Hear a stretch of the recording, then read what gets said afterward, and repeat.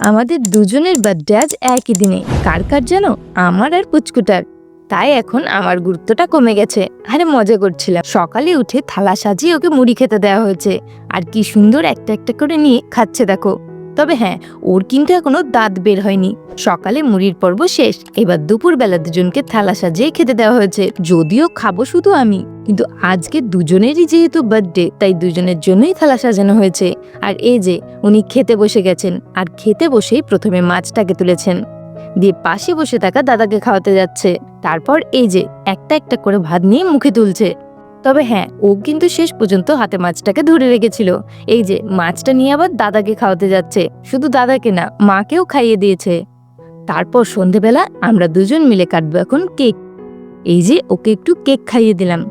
দুই বান্ধবীতে মিলে সোফাতে বসে খেলা করছে। চলো আবার পরে দেখা হবে নতুন একটা ভিডিওর সাথে। ভিডিওটা ভালো লাগলে একটা লাইক করে চ্যানেলটা সাবস্ক্রাইব করে নিও।